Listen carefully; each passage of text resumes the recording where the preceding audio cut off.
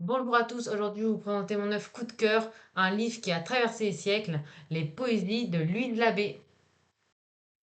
L'auteur Louise Labbé a vécu à Lyon au XVIe siècle, pendant la Renaissance. C'était une période marquée par l'humanisme, un grand mouvement intellectuel qui mettait en avant la liberté de penser.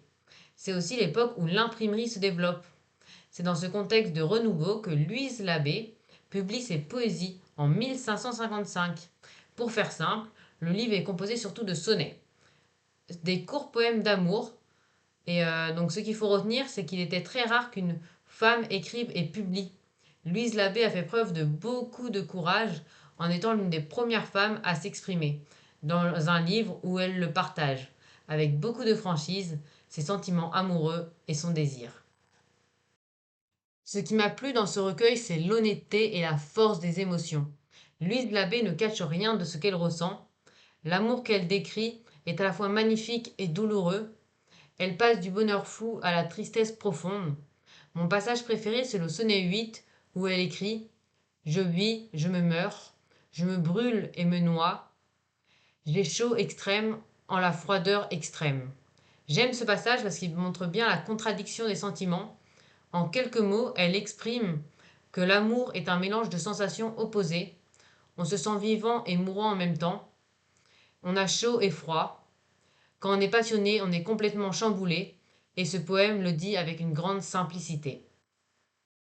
Enfin, ce livre fait parfaitement le lien avec notre parcours d'études qui est l'émancipation créatrice.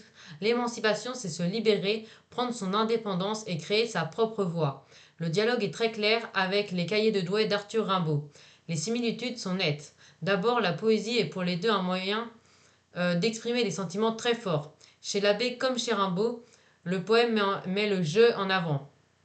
Ensuite, ils cherchent tous les deux à se libérer des contraintes. L'abbé des contraintes sociales imposées aux femmes et Rimbaud des contraintes formelles de la poésie classique. Cependant, il y a des différences. La libération n'est pas la même. L'abbé se bat pour la reconnaissance du désir féminin dans un cadre strict. Rimbaud, lui, se révolte contre le monde bourgeois et la morale en général. De plus, l'abbé utilise le sonnet de manière classique, alors que Rimbaud est un poète novateur qui casse les formes traditionnelles. Ces deux auteurs sont des figures majeures de l'émancipation créatrice car ils ont utilisé la poésie comme un outil puissant pour transformer les règles de leur temps. C'est pour toutes ces raisons que j'ai choisi les poésies de Louise Labbé. Merci de m'avoir écouté.